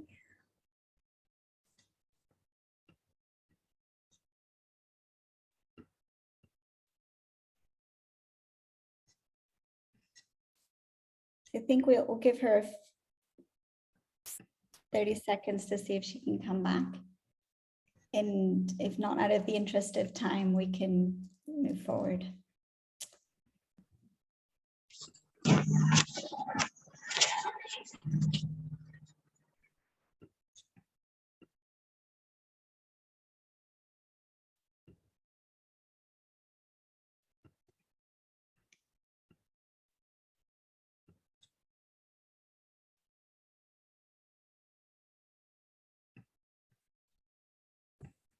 Okay, I suggest maybe we move to Asaf, who's going to share some thoughts with us, and once she comes back, we can perhaps let her finish her presentation. And we might run over time, just 5 minutes, if people are okay with that. Those who have to leave, we will record it so that we can have a little bit of Q&A.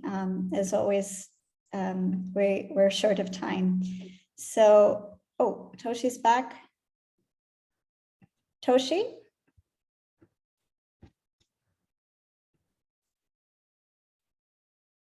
Can you hear us, Toshi?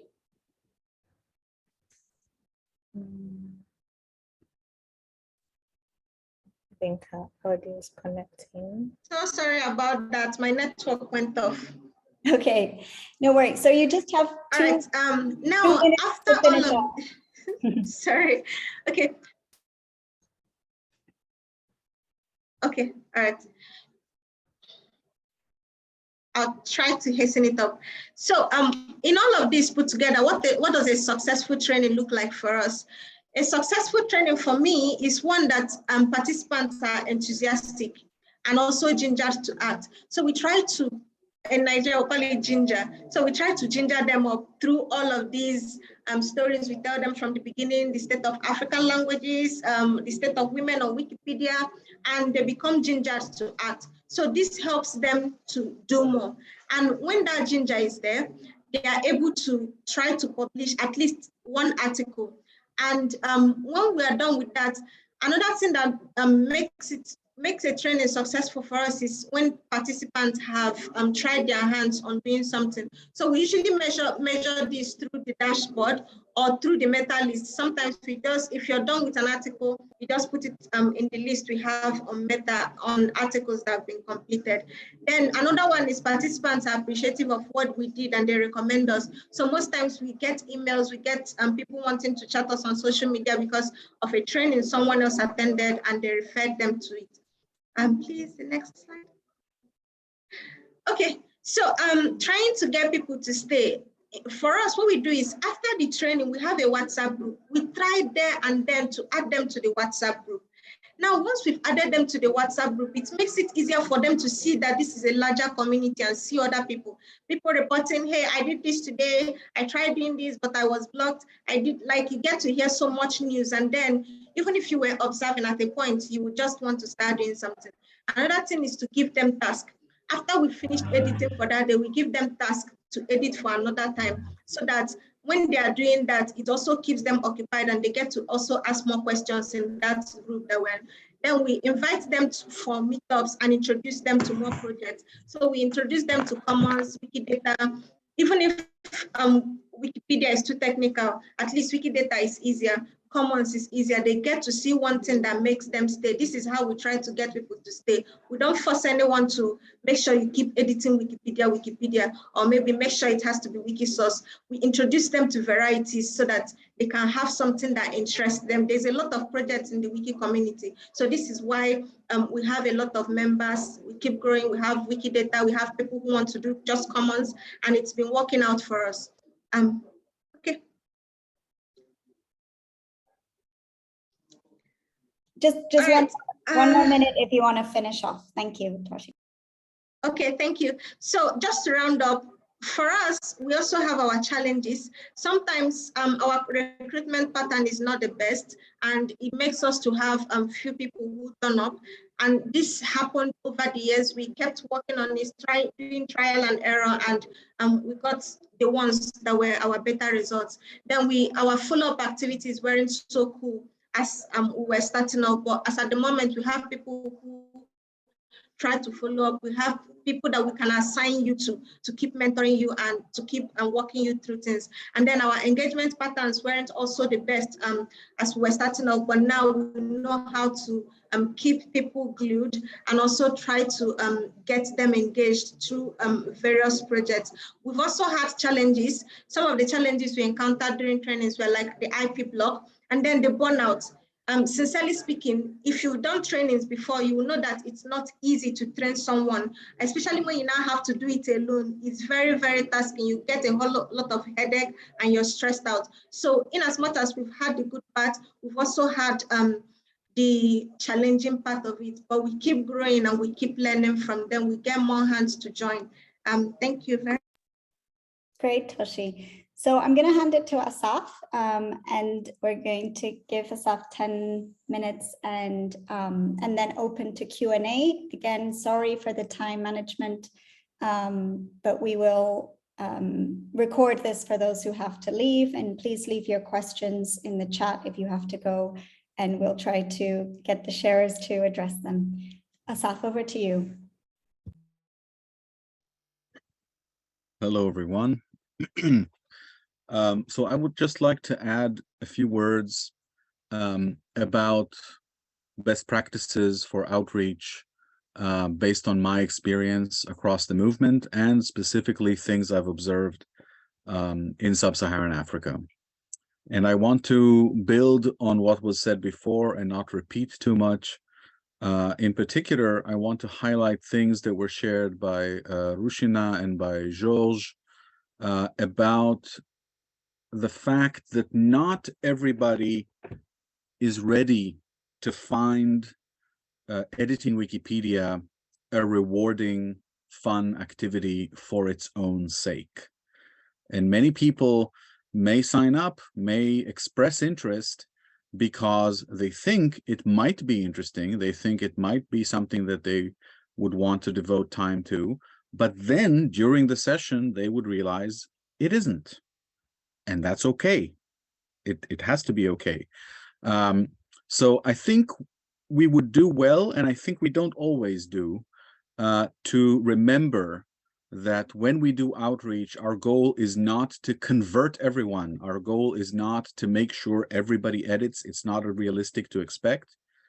Frankly, contributing to free knowledge in a peer production way is an unusual hobby. It's not something that appeals to everyone. And again, that's okay. Our goal is to expose people to this hobby, to this activity that has great benefit to the world and also some benefits to the individual, and see if they're interested, right? Help them have an opportunity to take an interest in this hobby.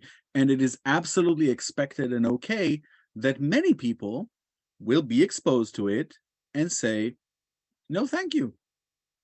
We shouldn't pretend everybody is supposed to edit, and we shouldn't come away with a feeling that an event was a failure if 10% of the people actually found it interesting and started editing. In fact, from statistics across the entire movement, 10% retention is actually very high, very successful outreach, 10%. So like I said, it's an unusual hobby. It doesn't appeal to everyone. So if we can acknowledge that and let people feel that it's okay if editing does not appeal to them, we should focus on creating the first session in such a way that there would be value to everyone participating, even if they are among the majority of people who do not find editing an inherently attractive activity. So my advice is to have more than one session planned, as Georges mentioned, right? Several months of engagement would be ideal. And the first session, the entrance to our sort of big funnel, should be more about what Wikipedia is, what Wikimedia is, how, very broadly, the principles, the knowledge gets in there, how we build it, and what kinds of activities and opportunities are available, and how to use the projects as a reader, as a consumer, better. A lot of people who know Wikipedia don't actually know Wikipedia very well. They don't know how to browse using categories, for example. They don't know how to use the advanced search. There's all kinds of things we can show that teach people how to be better users, readers of Wikipedia, and that let them come away from the session more equipped to actually consume free knowledge, even if, again, they belong to the majority that isn't interested in creating free knowledge. So if we start with that approach and realize that it's okay that most people are not into it, and we're looking for the few people who are, we would both feel better about our outreach, and we would be more likely to focus on those people in whom we should be investing. My second tip is that once we have a group that seems to be genuinely interested in editing, and ideally that would be the second meeting, right? After we introduced a lot of people to the idea and to what it takes and what it involves, and that it involves writing and keyboards, etc., then we have a group that actually is still interested, and we teach that smaller group to edit, actually to edit. When we have such a group, my tip is to devote most of your time to teaching principles rather than techniques. techniques are relatively easy to pick up. Like, how do you add a link? How do you add a picture? You know, in the toolbar, etc. That's relatively easy to teach. That's relatively easy to figure out on your own. But what does neutral point of view mean?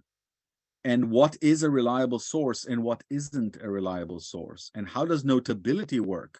These things are a lot harder to grasp on your own. And that's why you should use the interactive time in a session to teach that, to teach the core principles, the basic policies. These are the sticking points for most people. And so that would be more valuable to teach new editors or prospective editors, because if they get past that, they can pick up any technique, any particular technical question easily, even after the session, over instant messaging or other channels. Relatedly, and I'll be brief because we're out of time. Relatedly, when we refer people to unfriendly resources like long policy pages, right? We say, well, your article needs to be notable. Here's a link to the notability policy. Figure it out. Most people will not, right? Most people will see it and run away screaming, or not screaming, but they will not read the policy and they will not understand the policy. If we want to create new editors, we need to mentor them and handhold them and teach them, like I said, during the session itself, but also later, if they ran into difficulty, if their edit was reverted, etc., help them understand what they did wrong, how they violated policy, what this message that they got means in simple words. Don't just say, oh yeah, you should look at that policy. That's a sure way to lose people. And again, I say this because I see people doing that. And finally, my last tip, because we're out of time, is to set a personal example. And again, not enough people do that. When you, for example, teach people, you're preaching to people that they should edit, you should show them that you're editing yourself. For example, after the session, when you're sending some kind of follow-up email or chat or whatever, send them a link and say, hey, here's an article I created today. Or not even created, edited, right? Here's an edit I made today. How about you? Have you had a chance to look at it, etc., right? Like literally setting a personal example, showing people that you're not just preaching, you're also practicing. That's a very powerful motivator. And again, something that not every trainer does, or maybe they do, but invisibly, right? They don't show that they're doing this. So these were just my brief tips. I hope I didn't repeat or say things that you all already know. And I will share this in slide form later. After this talk, we will have slides with these tips as well. Thank you. Thank you.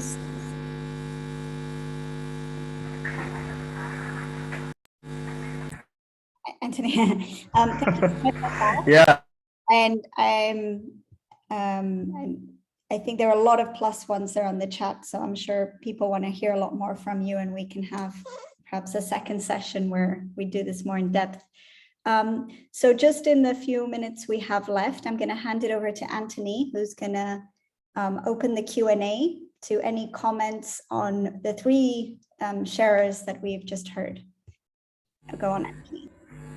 Yeah, thank you so much, Jessica, and thank you everyone for being here up to this time. We really love your passions. So yeah, we have heard from three great presenters here. We had Abubakari, then we had Tochi, then lastly Asaf.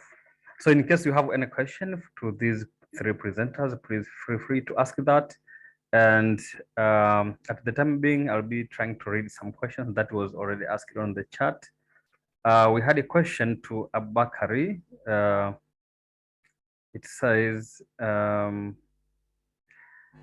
yeah, Abubakari, you mentioned something like, okay, just a moment. Yes, it's a question from Peter Perberg. He was asking, like, thank you for sharing these slides with us. I think I heard you compare posting on Facebook to editing Wikipedia. Assuming I heard that right, can you please say more about how you position Facebook and Wikipedia to the newcomers you mentor or train? Bakari, if you want to answer that question, that would be great.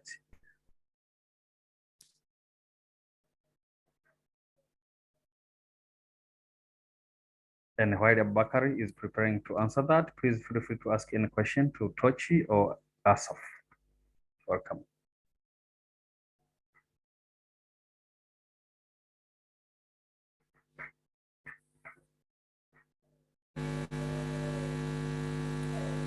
Bakari, can you hear us?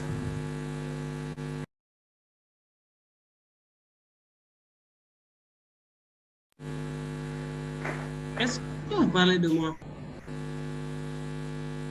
Okay, so I think Jessica might need some help for translation because the question was in English. Maybe let me copy and paste it.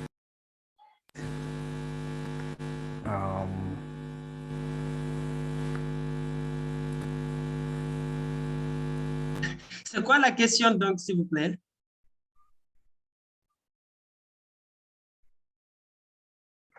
Okay, here is the question. Maybe judges or anyone who knows French can help me to post it or to present it Oui, to Bakari. la question, la réponse c'est que pour moi, contribuer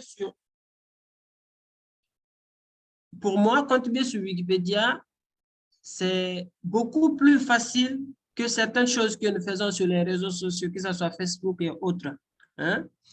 Donc, nos gouvernants aussi motivent les gens à utiliser l'Internet de façon positive. Donc, je me dis, si on doit les enlever sur quelque chose comme Facebook, il faut les montrer autre chose à faire. Donc, pour les montrer autre chose à faire, nous avons Wikipédia à les montrer, à faire qui est beaucoup plus intéressant. Donc, ceci dit, ça c'est la première. Deuxièmement, chez moi, j'ai remarqué beaucoup de personnes qui publient des informations très importantes sur leur région, sur des personnalités, des biographies très intéressantes, qu'ils pourraient aussi publier sur Wikipédia, avec des sources bien sûr, mais ils ne savent pas.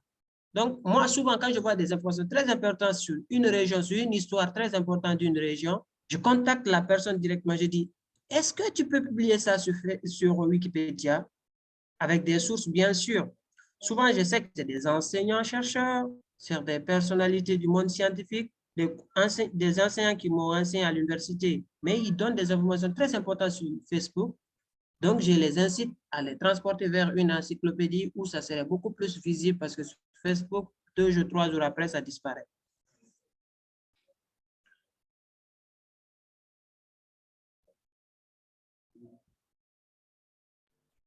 All right, thank you so much, Bakari, for answering that question.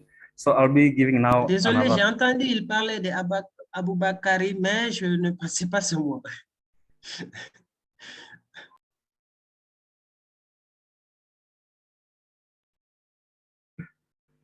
So sorry, Abubakari. All right, so I'll be giving the last 2 chances to a question to Tochi and a question to Asaf.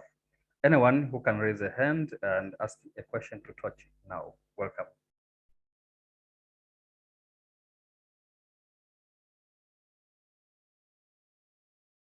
All right, I see a hand from Ola. Please, welcome. Hi, good evening. My question to Toshi, when she brings the practice that they bring someone with them to the training. I just would like to raise a question. Is it challenging to manage it from a financial point of view?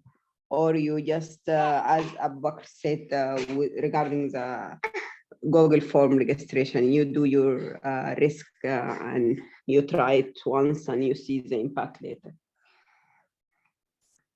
Thank you, Ola. I think that's a question to Tochi. Tochi, please, welcome for the answer.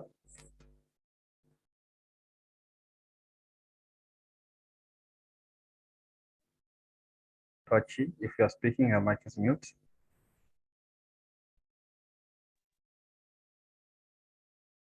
Okay, maybe while Tochi is preparing herself, let me welcome Valentine. Please welcome for a question. Ok. Moi, je pourrais donner mon idée sur cette question, s'il te plaît. Bonsoir tout le monde. Please welcome. Merci. Bonsoir tout le monde. Je suis Valentin de la RDC. Moi, personnellement, j'avais une question, c'est par rapport aux différentes questions que Jessica ainsi que Véronica avaient posées au début. Et c'est vrai que chacun avait donné ses réponses par rapport aux différentes définitions des contributeurs actifs et surtout le nombre de contributions qu'on peut considérer un contributeur étant actif ou bien après quel temps. Ça me pousse maintenant à poser une question pour savoir, selon maintenant la Wikimedia Foundation, d'après eux maintenant, c'est quoi la vraie définition par rapport à cette question? Quand est-ce qu'on peut considérer un utilisateur comme étant actif dans le mouvement et après combien de contributions et aussi après combien de temps? Donc, merci.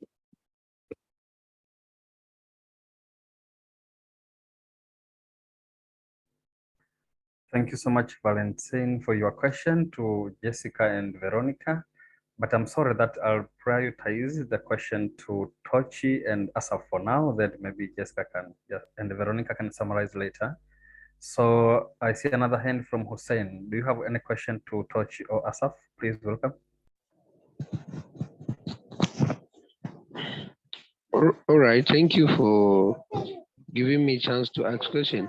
My question is, can we have a slide of, I have forgotten her name, the presenter from Nigeria that presents about Evo Wikimedia also.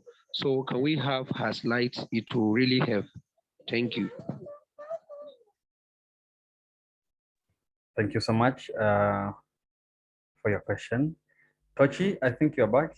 Can you respond to a question that was asked to you?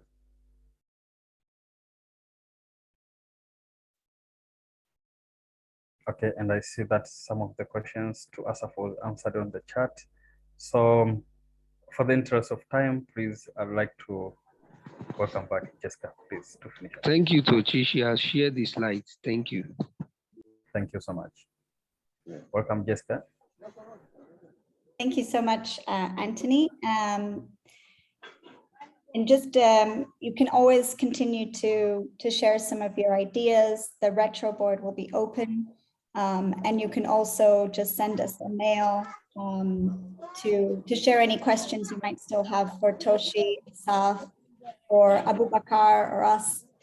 And I just wanted to say this is the start of hopefully many conversations about this topic, and hopefully some more formal training and spaces where we can really learn some of those skills and tips that Asaf was mentioning.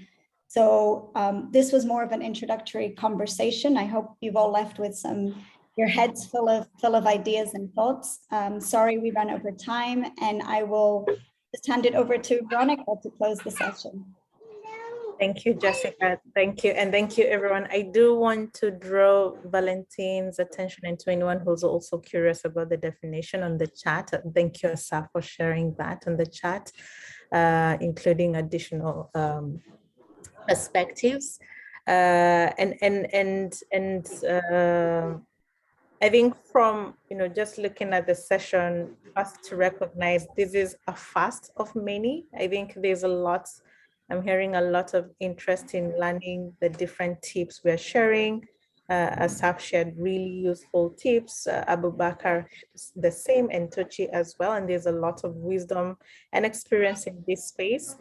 We all share one goal, and I think one goal that can draw us even more together in a more focused manner is increasing and or growing the number of active editors in the region. And active editors is people who are actually making at least 5 edits in any given month, on a monthly basis, which means when I think about all the tips we've shared, a lot of, maybe taking a different approach. Instead of focusing on hundreds of people, you're taking more time with the 30, and there's a lot more in your project planning. You're also intentional around the metrics or the measurements that you're sharing, that I want to bring these people in, and from bringing people in, then I hope to have X number of editors, and my definition of this editor is this and that. So